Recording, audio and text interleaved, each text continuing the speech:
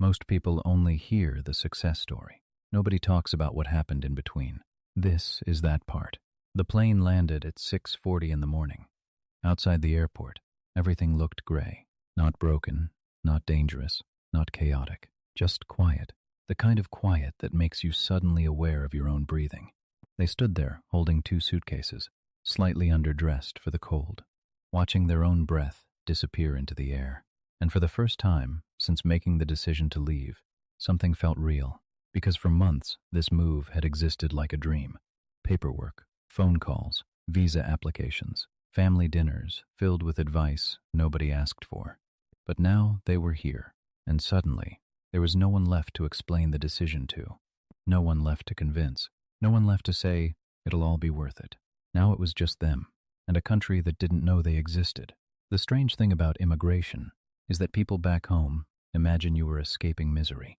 But for many immigrants, that's not true at all. A lot of them leave beautiful lives behind.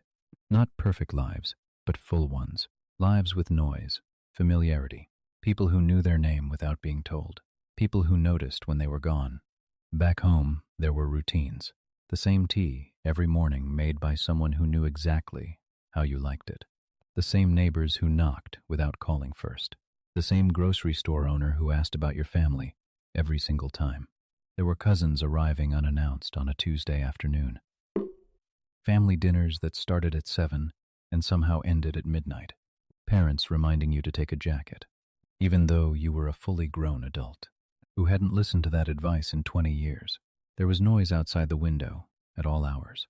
Familiar noise, the kind you complained about, until the day you couldn't hear it anymore. There was a community that had known you your entire life. People who remembered you as a child, who celebrated with you and grieved with you without needing to be asked. There was comfort in that life. Not luxury, comfort. The kind that takes decades to build. And one day, they chose to leave it behind. They didn't leave because life was bad. They left because somewhere along the way, they became convinced that opportunity lived somewhere else. Maybe it was for their children, a better school, a safer street, a wider future. Maybe it was financial stability. Maybe it was pressure, because sometimes entire families pool their savings together just to send one person abroad. One person becomes the plan, the investment, the hope, the one who will make everything worth it. And once that happens, failure stops feeling personal. It starts feeling generational. So they leave. And before the flight, everyone says the same things. You're so lucky. You'll have such a better life. Don't forget us when you become successful. And they smile and nod and promise they won't. But nobody really talks about what happens after the plane lands. Nobody warns them about the first winter. The way cold feels personal when your body has never known it. The way it gets dark at 4 p.m. and stays dark. And what that does to a person who grew up with sun. Nobody talks about the loneliness of hearing a language all day that never quite feels like yours. Nobody talks about sitting in a tiny apartment on a Friday night, listening to the city outside, wondering if you made the biggest mistake of your life. And then there is the strange humiliation of starting over. Back home, they were respected, experienced, educated, capable. People came to them for advice. They had a reputation built over years, a name that meant something. And suddenly, they're standing in a supermarket for 20 minutes, unable to figure out which milk to buy, working jobs they are wildly overqualified for because their qualifications don't transfer here, smiling politely when someone mispronounces their name for the 5th time that week and deciding it's not worth correcting anymore, sitting in a meeting knowing the answer, but second-guessing whether their accent will distract from what they're saying. And they say nothing, drive home in silence. Sit in the car for a few minutes before going inside, because inside means facing another evening of starting from zero. And the hardest part? Most immigrants never tell anyone how difficult it really is, because everyone back home is already proud of them, already celebrating, already telling the neighbors. So instead, they perform happiness. Phone calls become theater. How's Canada? Amazing. How's work? Good. Really good. Busy. Are you happy there? So happy. Best decision I ever made. Meanwhile, they're eating toast at midnight in a studio apartment, trying to stop converting every price into rupees, trying not to panic every time they check their bank account, trying not to admit that they have never felt this alone in their entire life. And loneliness in a new country feels different because it's not dramatic. It's quiet. It's standing in a grocery store too long because you heard someone speaking your language 3 aisles over, and you just wanted to be close to the sound of it. It's a familiar song playing in a restaurant, and your chest tightening for reasons you can't explain. It's watching families together during the holidays, while your own parents exist only through a phone screen. Watching your mother's face freeze for a second when the connection drops, waiting for it to come back, pretending it didn't hurt.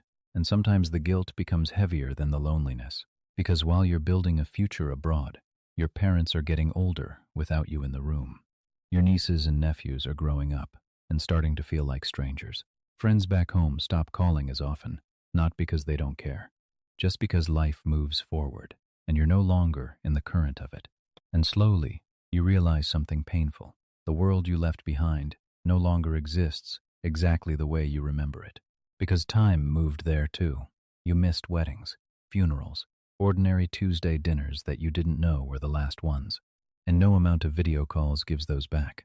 After enough years, you stop fully belonging to either place. Back home, you've changed too much. Abroad, you still feel slightly foreign. Still the person with the accent. Still the one who laughs a half second after everyone else, at a cultural reference they almost caught. So for a while, you exist between two worlds, not fully in either one. But that's not where the story ends, because one day, something small happens. Not dramatic, not a movie moment. Maybe someone laughs at your joke without you having to explain it. Maybe you stop translating prices in your head automatically. Maybe a cashier remembers your name. Maybe you find a restaurant that smells like your mother's kitchen. Maybe winter arrives, and for the first time, you don't dread it. You just put on your coat and go outside, and it's fine. And slowly, without even realizing it, life begins again. Not the old life, not a replacement for it, just a new version of something that is starting to feel like yours. And eventually, many immigrants discover something nobody told them before they left. You never fully stop missing the place you came from, but one day, you stop expecting yourself to. And that changes everything, because home stops being one physical place. It becomes people, memories, routines you recreate in a new kitchen, phone calls at odd hours because of the time difference, recipes written in someone else's handwriting, music that takes you back in 4 seconds flat, small traditions you carry quietly across oceans, and somehow, over time, you learn that human beings are capable of something extraordinary. They can grieve one life while slowly and stubbornly building another. Most people only hear the success story, the promotion, the house, the passport, the life that made it all worth it. But between the leaving and the arriving, there is a chapter that rarely gets told. A chapter full of cold mornings and quiet apartments, and phone calls where you said you were fine when you weren't. This was that chapter. And if any part of this felt familiar to you, whether you lived it yourself or watched someone you love live it, tell us in the comments, because that story deserves to be heard.